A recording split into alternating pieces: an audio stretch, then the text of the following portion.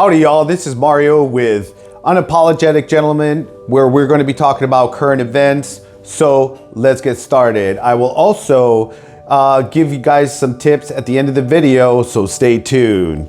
So these are new to me. I'm going to be reading them, live. So I haven't watched these or read them. So let's continue. The first one we have here obviously has to deal with Brownsville because that's where I live. Brownsville man was walking in the middle of FM 51, farm to market for those who don't know FM, when fatality hit, DPS says. So he was walking down the road.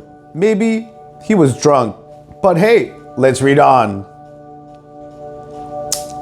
Okay, so a man was walking in the middle of the road early Thursday, and everybody who knows who's a party animal, which I was a party animal 20 years ago, 15, 20 years ago, the party starts on Thursday. So he must have been drinking, I'm assuming. Let's continue.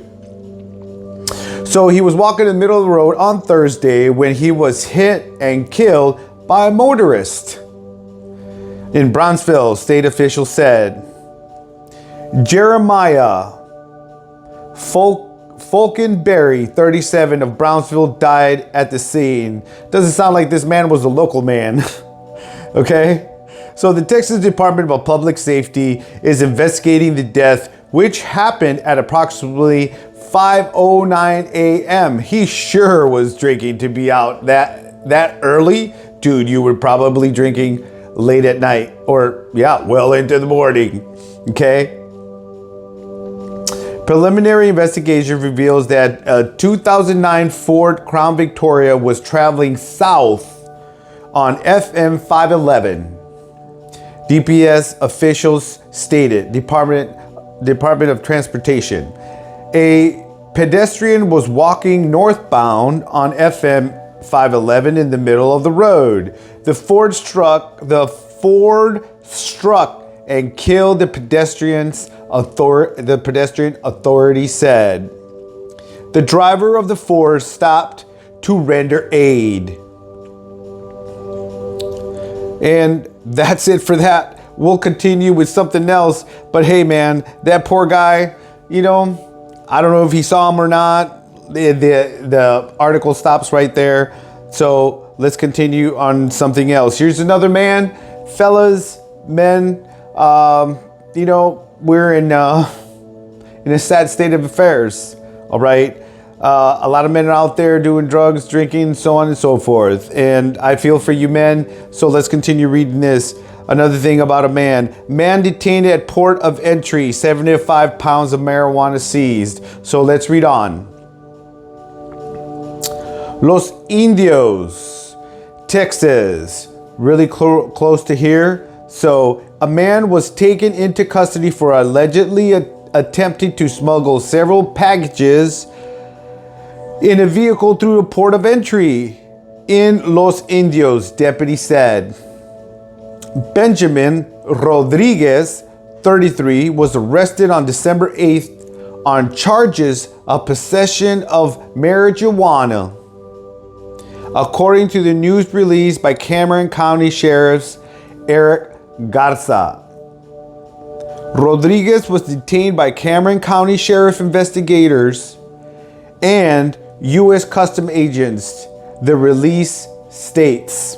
Deputies found several packages hidden throughout the vehicle with a total of 75 pounds of marijuana were seized according to the release. Rodriguez was arrested and booked to Carrizales Rooker Detention Center.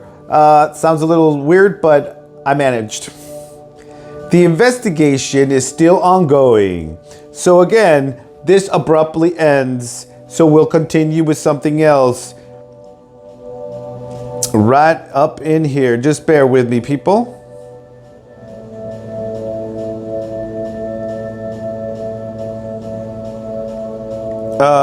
Okay. So we have CBP, Deaths are the latest sign of Biden's border disaster. Okay? This one is coming from New York Post. All right? The Biden border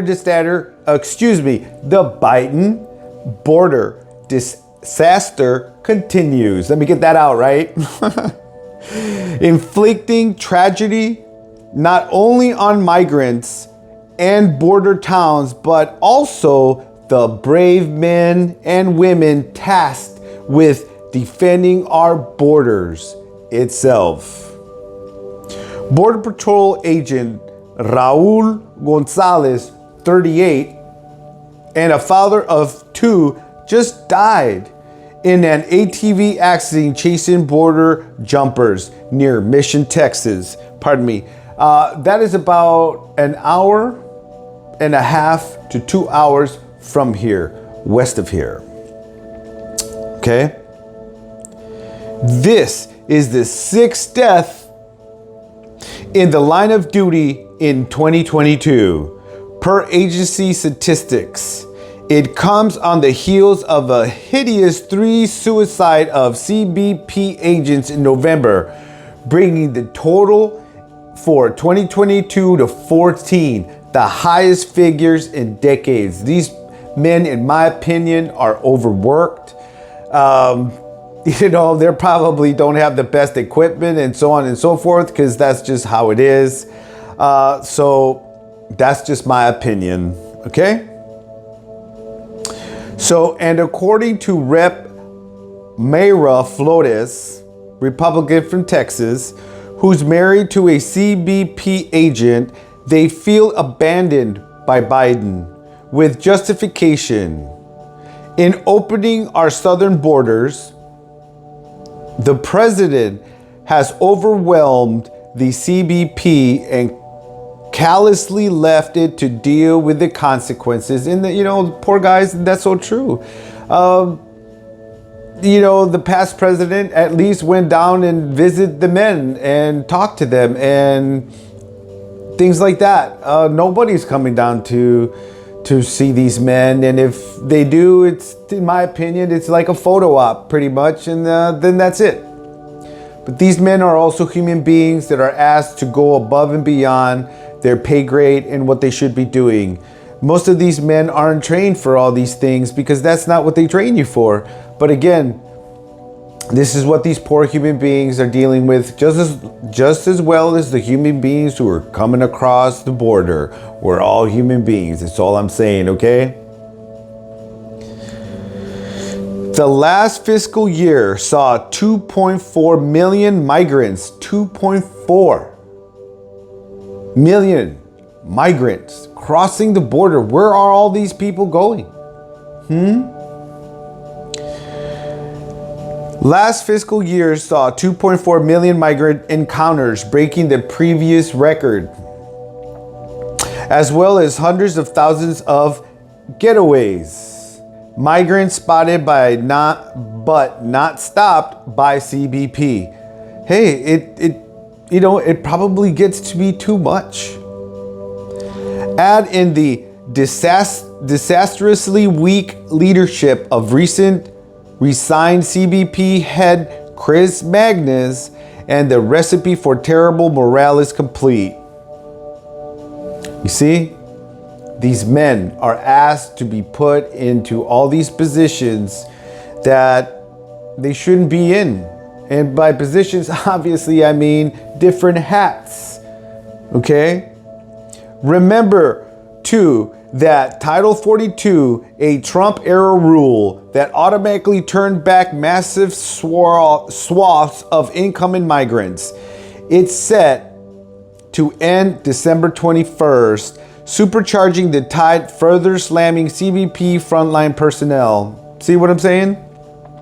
So we must ask, how many more brave men and women have to die before Biden will consider a trip to the border important? See? Enough to add to his schedule. But the real cause of the overall catastrophe comes from the White House.